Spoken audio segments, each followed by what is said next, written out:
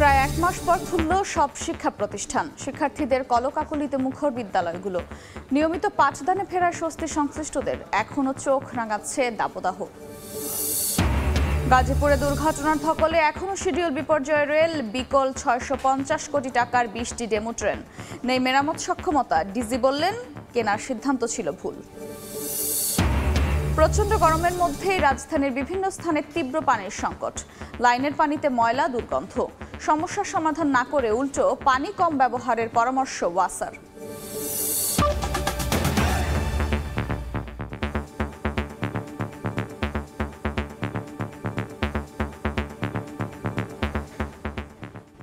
সময় সংবাদের সঙ্গে আছি আমি আফরোজা মৌটুসী। দাবদাহ অব্যাহত থাকলেও গরম কিছুটা কমে আসায় আজ থেকে সারা দেশে প্রাথমিক ও মাধ্যমিক পর্যায়ের সব শিক্ষা প্রতিষ্ঠানে ক্লাস শুরু হয়েছে। কিছু শর্ত সাপেক্ষে শিক্ষা প্রতিষ্ঠানে পাঠদান কার্যক্রম অব্যাহত থাকবে। সকালে বিভিন্ন স্কুল ঘুরে দেখা গেছে দাবদাহ কমে আসায় শিক্ষার্থীদের উপস্থিতিও বেড়েছে। শিক্ষার্থীরা জানান, দাবদাহ কমে আসার পর শিক্ষা কার্যক্রম শুরু হওয়ায় খুশি তারা। আর দ্রুত সময়ের মধ্যে সিলেবাস শেষ করার কথা জানান শিক্ষকরা। তবে শিক্ষা মন্ত্রণালয়ের সিদ্ধান্ত অনুযায়ী ক্লাস শুরুর আগে কোনো প্রতিষ্ঠানে অ্যাসেম্বলি করা যাবে না। পাশাপাশি শিক্ষার্থীদের ক্লাসের বাইরে কোনো শিক্ষা কার্যক্রমেও অংশ নেওয়া যাবে না।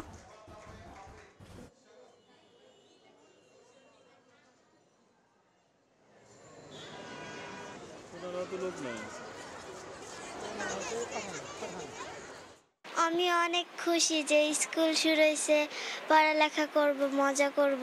স্কুল শুরু হয়েছে দেখা তাতেও আমি অনেক খুশি। যে পড়াগুলো গ্যাপ গিয়েছে সেগুলো আমি পড়ার আরও চেষ্টা করব। তাপপ্রবাহের কারণে এই যে বন্ধ দেওয়াটা এটি যুক্তিযুক্ত ছিল। পাশাপাশি শনিবার খোলা রেখেছে, এটিও যুক্তিযুক্ত যে আমাদের মাঝখানে যে সিলেবাসের বা পড়াশোনার যে গ্যাপটা হয়েছে সেটা পুষিয়ে নেওয়ার জন্য এটি একটি ভালো পদক্ষেপ। এ বিষয়ে আরো জানাতে রাজধানীর ভিকারুন্নেসা নুন স্কুলে আসছেন সহকর্মী তাজওয়ার মাহমিদ এবং রাজশাহীতে আছেন মদুদ রানা। সরাসরি শুরুতেই যাচ্ছি তাজওয়ারের কাছে।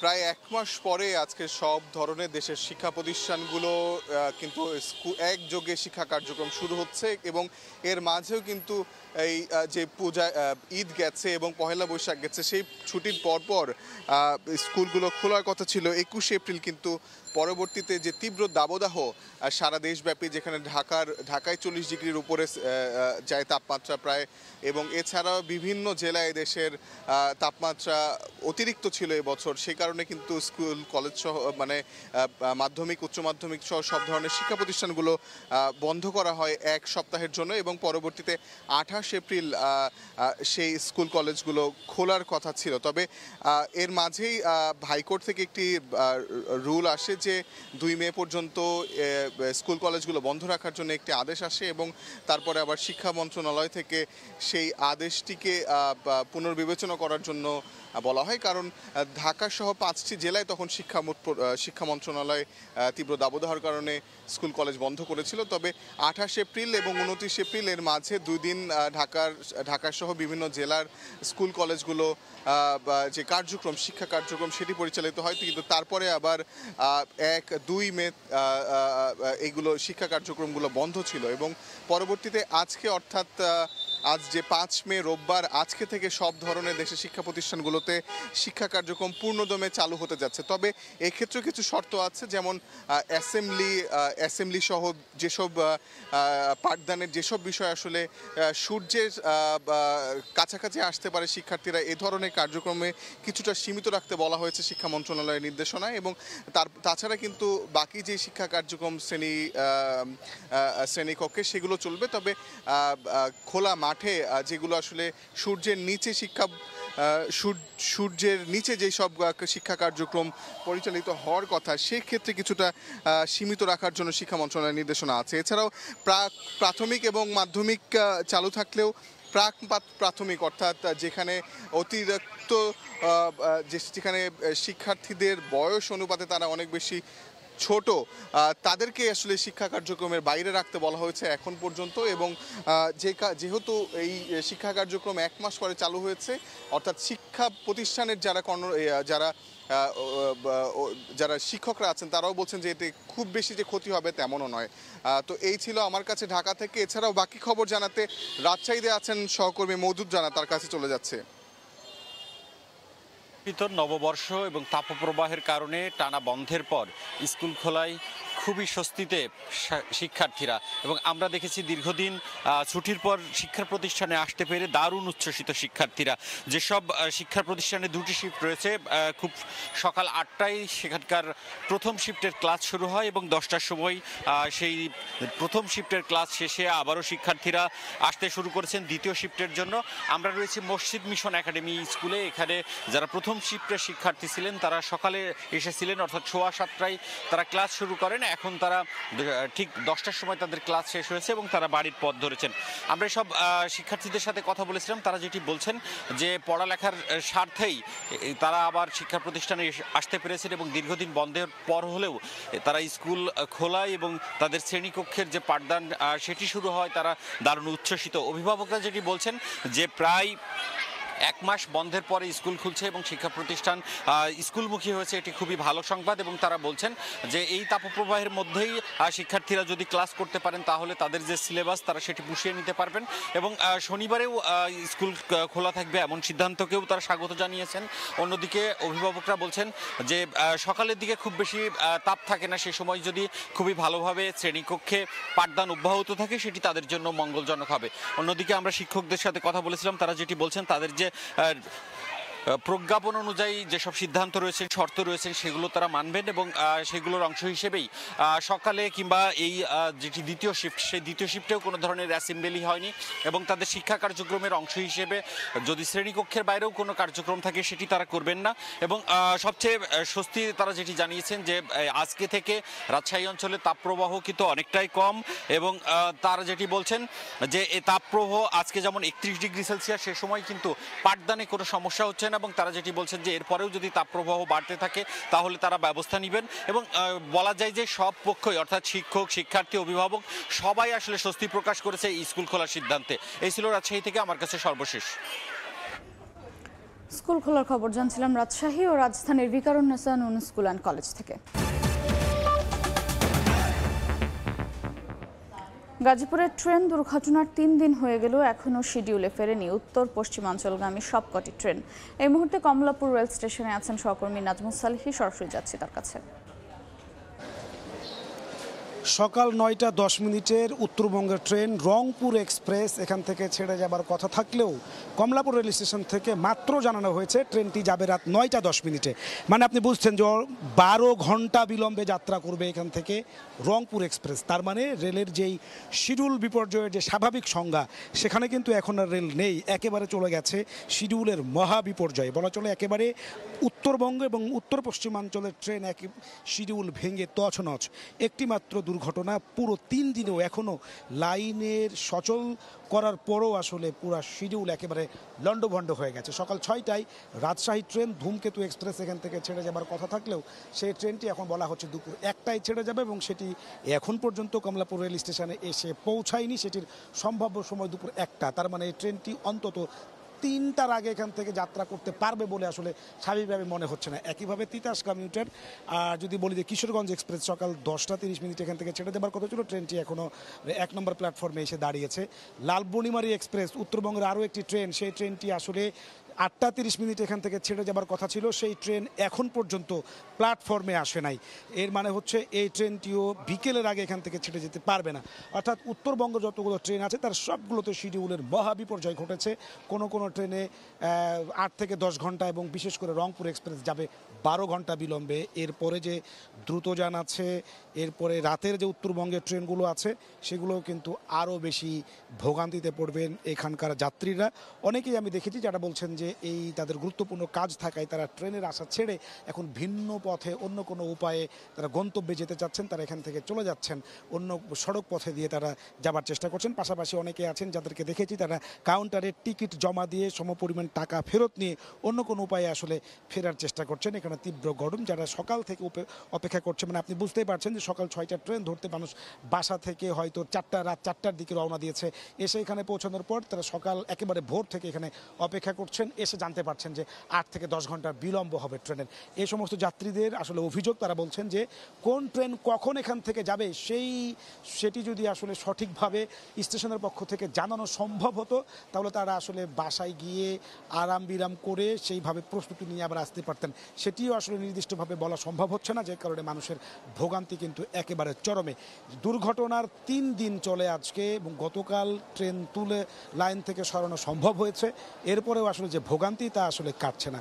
একেবারে একটি স্বল্প সময়ের দুর্ঘটনা পুরো রেলের যেই শিডিউল রয়েছে, বিশেষ করে উত্তর পশ্চিমাঞ্চলের পুরো শিডিউল ভেঙে তছনছ হয়ে গেছে। এখন আর শিডিউল বিপর্যয় নেই, এখন মহা বিপর্যয় ঠেকেছে, মানুষের ভোগান্তিও কিন্তু এখন চরমে। এই ছিল আমার কাছে কমলাপুর রেল স্টেশন থেকে সর্বশেষ। সরাসরি যুক্ত ছিলাম কমলাপুর রেল স্টেশনে। রেল যেন চলছে গৌরী সেনের টাকায়। 650 কোটি টাকায় কেনা 20টি ডেমো ট্রেনই বিকল হয়ে পড়ে আছে ওয়ার্কশপে। রেলের মেরামত সক্ষমতা না থাকায় ট্রেনগুলো স্থায়ীভাবে নষ্ট হতে চলেছে। কেনার সিদ্ধান্তকে ভুল আখ্যা দিয়ে রেলওয়ে মহাপরিচালক বলছেন, রক্ষণাবেক্ষণের ব্যবস্থা না করেই কেনা হয় ট্রেনগুলো। তবে ব্যর্থতার দায়ভার কেউ নিতে না চাইলেও দেশীয় প্রযুক্তিতে ডেমো মেরামতের কথা ভাবছে রেলওয়ে। নুরুল আলম নয়নের ক্যামেরায় নাজমুস সালেহের প্রতিবেদন। পরিত্যক্ত ট্রেনের ভাগাড়, যেন মেয়াদ উত্তীর্ণ নষ্ট ট্রেন পড়ে আছে ওয়ার্কশপ জুড়ে। অথচ 2014 সালে ডেমোগুলো কেনা হয় 650 কোটি টাকা দিয়ে। 4 দশক সেবা দেওয়ার কথা থাকলেও কেনার পর থেকেই বিকল হতে শুরু করে চীনা ডেমো। দীর্ঘদিন পড়ে থাকায় ঘন জঙ্গলে ঢেকে গেছে ট্রেন। জং ধরে ক্ষয়ে পড়ছে মূল্যবান যন্ত্রপাতি। অবহেলা অযত্নে ট্রেনগুলো এখন স্থায়ীভাবে নষ্টের পথে। পড়ে আছে, ঠিক আছে, এগুলো অবস্থায় আছে, তো আমরা নিরতা দেখতে আছি আর কি। ডেমো তো এখন আপাতত মানে অচল অবস্থায় আছে এখানে। আমরা এখানকার জঙ্গল পরিষ্কার করতেছি, দেখতে অনেক জঙ্গল দেখা যাচ্ছে বেশি। মেকানিকরা বলছেন, দেশে ডেমো মেরামতের নেই কোনো ওয়ার্কশপ, কোনো ট্রেনিংও দেয়া হয়নি তাদের। ফলে প্রযুক্তিগত কোনো ধারণা না থাকায় মেরামত সম্ভব হচ্ছে না। ডেমোর কোনো ওয়ার্কশপ নাই, কাজ করবে যারা ওই মিস্ত্রি ওখানে দেয় নাই। আমাদের ওইভাবে ট্রেন আপ না ডেমো নিয়ে, আমরা যে কারণে আমরা ডেমো নিয়ে এতটা আগাইতে পারিনি। যেটা দিয়ে মেরামত করবে, এটার যে পার্টস, এই পার্টস ওইভাবে নাই আমাদের। রেলওয়ে মহাপরিচালকের সহজ স্বীকারোক্তি, রক্ষণাবেক্ষণের ব্যবস্থা না করেই কেনা হয় ডেমো। ভবিষ্যতে কি প্রয়োজন হবে সেই জিনিসটা তাদের ওই সময় বিবেচনা করার দরকার ছিল। মেইনটেন্যান্সটা আমাদের ওয়ার্কশপ পারবে কি, অথবা আমাদের ওয়ার্কশপের সঙ্গে আরও বিকল্প কিছু ব্যবস্থা করা যায় কিনা, সেই বিষয়টা ওইভাবে সবাই চিন্তা করা হয়নি বলে আমার কাছে মনে হয়।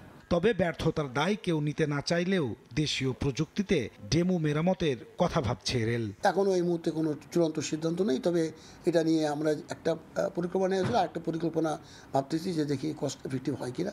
যদি হয় তাহলে হয়তো এটা চালু করতে পারি, নাহলে পরবর্তী সিদ্ধান্ত নেওয়া হবে। 2021-22 অর্থ বছরে 21 কোটি টাকা খরচ করেও একটি ট্রেনও সচল করা সম্ভব হয়নি। 650 কোটি টাকায় কেনা ডেমো এখন পরিণত হয়েছে পরিত্যক্ত এক ভাগাড়ে। রেল কর্মকর্তারা বলছেন, ডেমো মেরামতের সক্ষমতা নেই তাদের। বিপুল পরিমাণে রাষ্ট্রীয় অপচয়ের এখন আর কেউ দায়ভার নিতে চান না। নাজমুস সালেহী, সময় সংবাদ, ঢাকা। রাতে অল্প বিস্তর বৃষ্টি হলেও ভ্যাপসা গরম রয়ে গেছে। সকাল থেকে আকাশে চলছে সূর্য আর মেঘের লুকোচুরি। এই মুহূর্তে শ্যামলীতে আছেন রিপোর্টার আলামিন তুষার, সরাসরি যাচ্ছি তার কাছে। সকাল থেকেই আকাশে সূর্য আর মেঘের যে লুকোচুরি, তার মধ্যেও কিন্তু তাপমাত্রা কিছুটা কম হলেও যেটা অনুভূত হচ্ছে তা কিন্তু খুব একটা কমেনি। দেখা যাচ্ছে যে 34 ডিগ্রি সেলসিয়াস তাপমাত্রা বোঝা গেলেও অনুভূত হচ্ছে কিন্তু 39 থেকে 40 ডিগ্রি সেলসিয়াস তাপমাত্রার মতো। এবং গ্রীষ্মের যে সূর্যের জায়গা থেকে সূর্যের যে তেজ, সেটা কিন্তু মোটেই কমেনি। মেঘকে ভেদ করে যখনই আসলে সূর্য একটু হলেও আসছে, সেটার যে তীব্রতা তা আসলে ভোগাচ্ছে সাধারণ মানুষকে। সঙ্গে যেহেতু একটু মেঘ অবস্থা, সেখানে হিউমিডিটি বেশি থাকার কারণেও কিন্তু দেখা যাচ্ছে যে সাধারণ মানুষের মধ্যে যারা পথিক রয়েছেন এবং শ্রমজীবী মানুষ রয়েছেন, তারা কিন্তু প্রচণ্ড ঘামছেন। এছাড়া আমরা দেখছিলাম যে আজকে থেকে যেহেতু প্রাইমারি স্কুলগুলো খুলে গিয়েছে, সেইখান থেকে বাচ্চাদেরও স্কুলে যেতে দেখেছি আমরা। তবে প্রত্যেকের হাতে আমরা একটা জিনিস সেটা লক্ষ্য করছিলাম যে প্রত্যেকে কিন্তু চেষ্টা করেছেন তাদের সঙ্গে একটি পানির বোতল বা পানির সঙ্গে নেওয়ার জন্য। এবং অনেককেই দেখছিলাম যারা ছাত্র ছাতা নিয়েছেন তারা নিয়েছেন, এবং এছাড়াও অনেক ক্ষেত্রে দেখেছি যে তারা যখন রৌদ্রটা আসলে খুব বেশি চলে আসছে তখন তারা চেষ্টা করছেন হাতে থাকা ফাইল কিংবা ব্যাগ দিয়ে আসলে সূর্যের তেজ থেকে একটু হলে রক্ষা পাওয়ার বা একটু ছায়া খোঁজার চেষ্টা করছেন যারা সাধারণ প্রতিকার যারা রয়েছেন।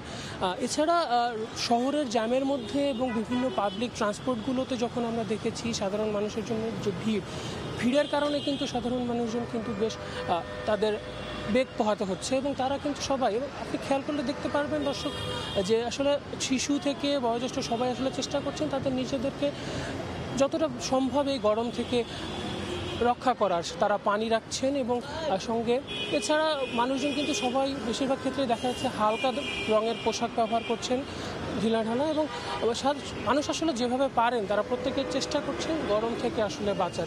এবং আবহাওয়া অধিদপ্তর যেটা বলেছিল আসলে 5 তারিখের পর অর্থাৎ আজকে থেকে কিন্তু আসলে বৃষ্টির কিছু সম্ভাবনা রয়েছে। সেই জায়গা থেকে গত যেই ব্যাপারটা রয়েছে সেখান থেকে আসলে খুব দ্রুত সময়ে সাধারণ মানুষজন কিন্তু এই যে বৃষ্টির আশা সেটা কিন্তু করে যাচ্ছিলেন। তো যদিও রাতে অল্প কিছু বৃষ্টি হয়েছে সেই জায়গা থেকে, এবং আকাশে যে মেঘের ঘনঘটা এবং লুকোচুরি সেখানে হয়তো সামনে বৃষ্টি আসবে, তবে এবারের বৃষ্টির স্থায়িত্ব কতটা হবে সেটা সময়ই বলে দিবে। এই ছিল এখান থেকে আমার কাছে সবশেষ। জানছিলাম শ্যামলী থেকে। Better is now the best. সময় সংবাদে আরো থাকছে। প্রথম টি-20 জয়ে চাঙ্গা বাংলাদেশ দল। চট্টগ্রামে সিরিজের দ্বিতীয় ম্যাচে সন্ধ্যায় জিম্বাবুয়ের মুখোমুখি হবে টাইগাররা। লক্ষ্য বিশ্বকাপের টিম কম্বিনেশন। দেখছেন সময় সংবাদ।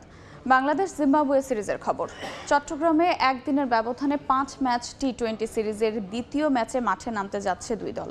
1-0 এগিয়ে থাকলেও প্রথম ম্যাচের ভুল ত্রুটি শোধরাতে চায় নাজমুল হোসেন শান্তর দল। বিশেষ করে লিটন কুমার দাসের ফর্ম বাড়তি চিন্তার কারণ টিম ম্যানেজমেন্টের। জহুর আহমেদ চৌধুরী স্টেডিয়ামে ম্যাচ শুরু সন্ধ্যা 6টায়।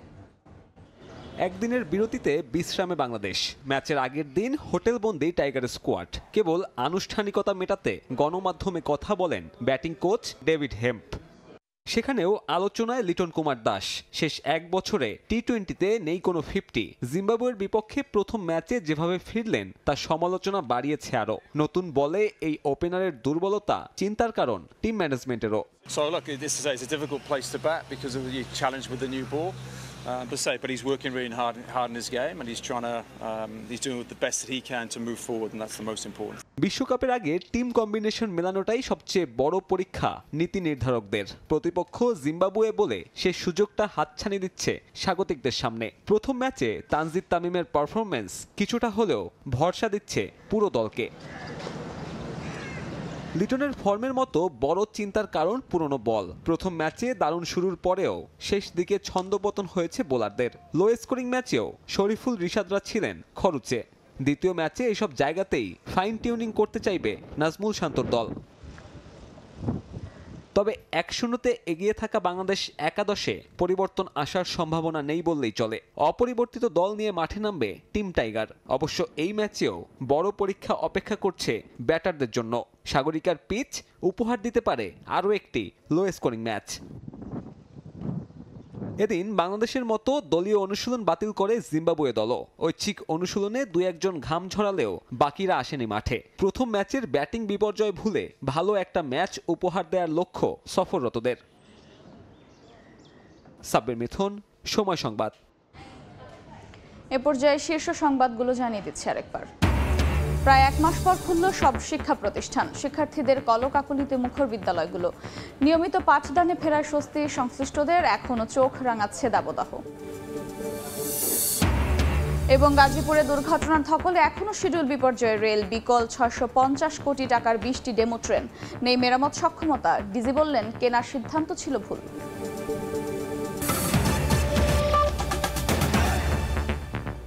এ ছিল সময় সংবাদে। এরপর এ সময়ের বাণিজ্য নিয়ে সঙ্গে থাকবেন রাইসা জান্নাত। ধন্যবাদ মৌটুসী। এ সময়ের বাণিজ্য নিয়ে ফিরছি কিছুক্ষণ পরে, সঙ্গেই থাকুন সময়ের।